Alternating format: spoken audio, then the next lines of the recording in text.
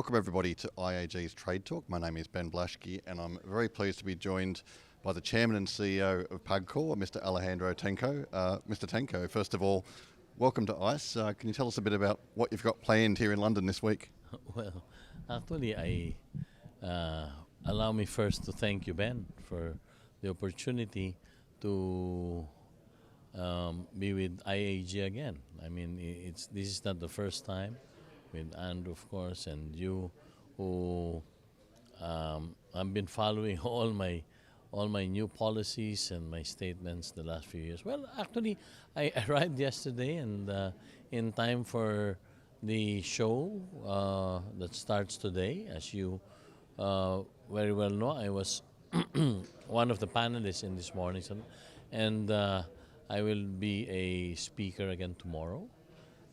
And I will take this opportunity together with my PAGCOR team to go around, look at the different booths to see if there are some products that are relevant to our plans for 2024 and beyond. So one of those plans, of course, you've spoken about before is overhauling the former POGO industry, now known as the Internet Gaming Licensees. IGL, yes. Can you give me a bit of an update on how that process is going? Well, I can't remember when I did talk about it, in what conference, but I can very well remember that I spoke about the transformation. We very well know that years ago, POGO was started in the Philippines. I mean, we did license, PAGCOR license those POGO companies.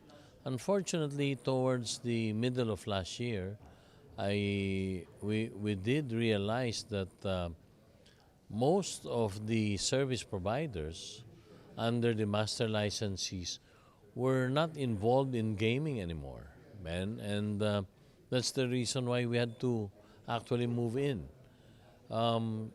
First things first was trying to change the bad image by changing the term POGO. POGO has been the connotation of POGO is not gaming anymore, but rather when you hear POGO, you already would think of criminal activities.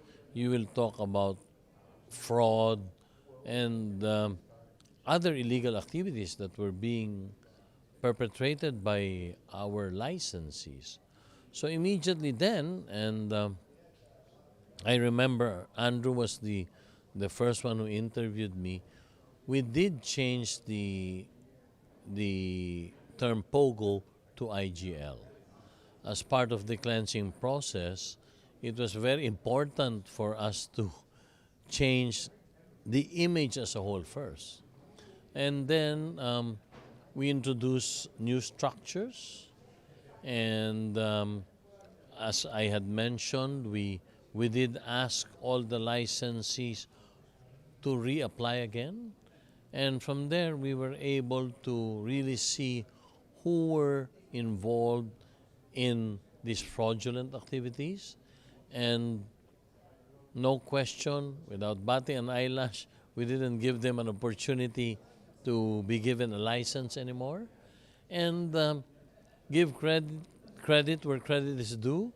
All those who were doing what they were supposed to do, no question, we did issue them provisional licenses subject to so many conditions, including, for the first time, a thorough probity check done by a third party. Sure. Now, I think you said you had around 250 licensees originally. Obviously, you've gone through this reapplication process. So how many are we looking at now under the new IGL regime? When I stepped into PAGCOR and was appointed in August 2022, there were close to about 258 licensees. today, after the cleansing process, we have somewhere in the number of about 75. Um,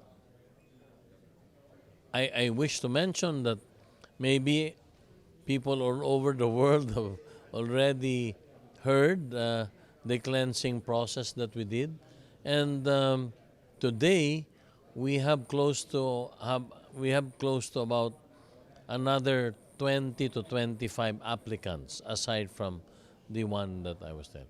So from 250, 255, we're down to about 75. So representing 30% of the original. However, in terms of revenues, we have definitely gotten more revenues with the 75 compared to the revenues we were generating when we had 255. You also just mentioned on your panel then that you've been looking at the tax rate that you've been charging on POGOs and looking to bring that down to encourage the legal operators as opposed to the grey market. Can you run me through? Ben, I want to correct you. I was referring to the online market, online licensees. Again, when I stepped into the office in August, licensees were being charged as high as 55, anywhere from 50 to 55%. And I thought that was the reason why the illegal online gaming market was flourishing, primarily because the license fees were just too high. So immediately what we did was to study the possibility of gradually bringing down the license fees. And from 55, today we're down to 42 and a half. And as I had announced earlier, by the end of March, we're bringing it down further to 35%. And I believe, together with the board and together with our electronic gaming licensing department, that means we will be encouraging more applicants, and I believe that these applicants will be coming from those who are operating illegally. So just lastly, Mr. Tengco, you've spoken extensively about the privatization process of the PAGCOR run casinos. Can you give me an update on how that's going? I know you're upgrading a lot of the casinos, new slot machines. Yes. How's that process going at the moment? Okay.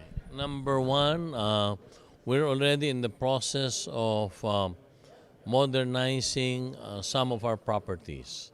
That is number one that I mentioned before. Number two, and more importantly, the procurement process for the new machines has already started. So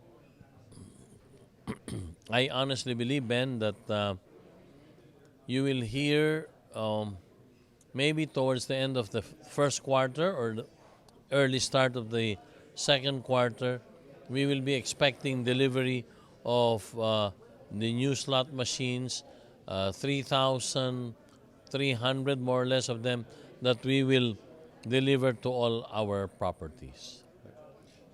Mr. Tengco, thank you very much for your time, and I hope you have a great week here in London. Oh, thank you, Ben, for the opportunity. As I said, your group, of course, is very cooperative, and in whatever manner, any information that you'll be needing, please do not hesitate to give us a call or get in touch with us. Thank you. Thank you, Ben. Thanks. Appreciate it.